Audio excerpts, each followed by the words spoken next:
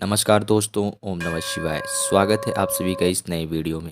ओम नमः शिवाय, जय श्री शिवाय, नमस्तुभ्यम, हर हर महादेव। बुधवार के दिन आप सभी को यह उपाय साथ तौर पर माताओं को अपने बच्चों के लिए यह उपाय तो ज़रूर रूप से करना चाहिए। एक हरे मूंग वाला और एक लोटे शुद्ध जल वाला यह छोटा सा उपाय है। हर माताओं बहनों को अपने बच्चों के लिए यह उपाय अवश्य रूप से करना चाहिए। क्यों करना है और किस प्रकार करना है, पूज्य गुरुदेव की अनुकंपा और कृपा से हम सभी संपूर्ण जानकारी जानेंगे और समझेंगे। इस उपाय की विशेषताएं और महत्वपूर्ण गाथाएं और रचनाएं जानेंगे कि क्यों करना है और किस क्रिया अनुसार करना है। तो चलिए जानते हैं और समझते हैं।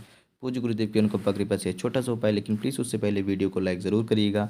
यदि आप चैनल पर नए हैं तो चैनल को सब्सक्राइब अवश्य रूप से करिएगा। देखिए, इस उपाय में हम सभी को, जैसा कि आप सभी से बताया गया है, कि सबसे पहले आवश्यकता पड़ेगी एक साधारण रूप से हरे मूंग के दाने की। केवल और केवल मात्र एक हरे मूंग का दाना लेना है और एक लोटा शुद्ध जल लेना है। यह दो चीज़ें ही आप सभी को लेनी है। इस बात का विशेष रूप से ध्यान रखिएगा कि बहुत ही छोटा और सरल सा उपाय है। देखिए, यह उपाय सबसे सरल है। किस दिन के लिए? बुधवार के दिन के लिए। विशेष रूप से महत्वपूर्ण यह नहीं है कि यह बुधवार के दिन का उपाय है। सबसे महत्वपूर्ण बात तो यह है कि यह उपाय आप अपने बच्चों के लिए कर रहे हैं। सभी माताओं बहनों से निवेदन है, साथ ही साथ उन व्यक्तियों से निवेदन है कि यह उपाय आप स्वयं के लिए कर रहे हैं या फिर माताएं बहनें अपने बच्चों के लिए कर रही हैं। तो इस उपाय को कैसे करना है, देखिए। आप ये एक हरे मूंग का दाना इस जल के पात्र में क्या करेंगे, मिला देंगे, मिश्रित कर देंगे।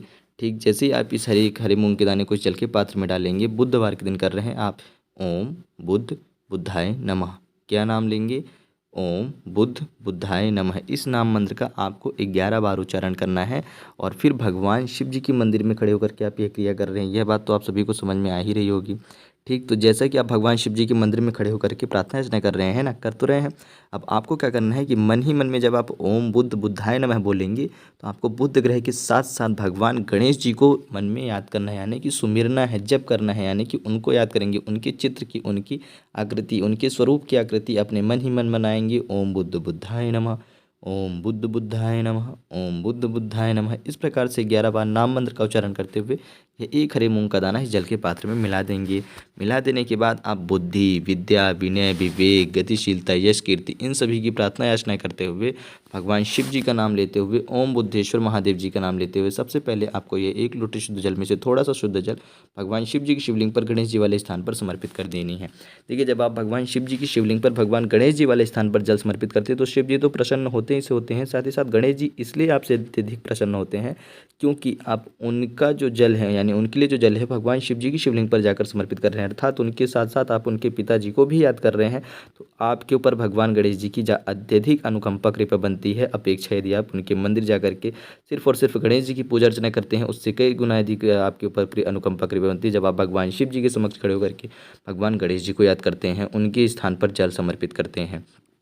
ठीक, तो आप ओम बुद्धेश्वर महादेवाय नमः का जाप करते हुए भगवान शिव जी की शिवलिंग पर सबसे पहले भगवान गणेश जी वाले स्थान पर जल समर्पित करेंगे और गणेश जी वाले स्थान पर जल समर्पित कर देने के तुरंत बाद आपको भगवान शिव जी की शिवलिंग के ऊपर भी जल समर्पित कर देना है, सेम यही नाम लेते हुए, ओम बुद्धेश्वर महादेवाय नमः। देखिए, बुद्धि, विनय, विद्या, विवेक की प्राप्ति के लिए यह उपाय कर रहे हैं। अर्थात कहने का तात्पर्य है, यह उपाय आप अपने बच्चों के लिए कर रहे हैं और आप क्या चाहेंगे कि आपके बच्चों में सबसे ज़्यादा अधिक क्या हो, तो बुद्धि की प्राप्ति हो, एक अच्छी बुद्धि की प्राप्ति हो, उनके पास एक अच्छा समझ हो, एक अच्छी समझ हो, एक अच्छी दूरदर्शिता हो, यानी कि विवेक की प्राप्ति हो, ज्ञान की प्राप्ति हो, यानी किसी भी क्षेत्र में किसी भी ज्ञान के लिए वह यदि परिश्रम कर रहे हो, चाहे वह डॉक्टर, इंजीनियर, किसी भी कंपटीशन परीक्षा की तैयारी कर रहे हैं, फिर वह चाहे स्कूल या कॉलेज में ही कार्यरहित हैं, यानी कि कार्य कर रहे हैं शिक्षा के क्षेत्र में या किस शिक्षा के क्षेत्र में वह परिश्रम कर रहे हैं, तो उनको एक नई बुद्धि, विद्या, एक ऐसी बुद्धि की प्राप्ति हो जिसमें कि वह विद्वान हो, ज्ञानवान हो, विवेकवान हो, ज्ञानवान हो, जिससे कि वह किसी भी कार्य को अच्छे से सफलतापूर्वक परिपूर्ण कर सकें और उस क्षेत्र में एक नई उन्नति और एक नई सफलता प्राप्त कर सकें। तो इसके लिए आपको भगवान गणेश जी से ही प्रार्थना याचना करनी रहेगी, क्योंकि सबसे अच्छे और सबसे विद्वान, बुद्धिमान, ज्ञानवान भगवान गणेश जी माने जाते हैं, जो कि बुद्धि, विनय, विद्या, विवेक को तीनों को एक बराबर हर प्रकार की समस्याओं, हर प्रकार की बाधाओं, हर प्रकार की परिस्थिति में एक बराबर बैलेंस करके, एक बराबर लेकर के उसका सही से उपयोग करते हैं, तो वह है भगवान गणेश जी। जब भी आपको लगे कि बुद्धि, विनय, विद्या, विवेक की प्राप्ति करनी है, तो भगवान गणेश जी की प्रार्थना अर्चना करेंगे।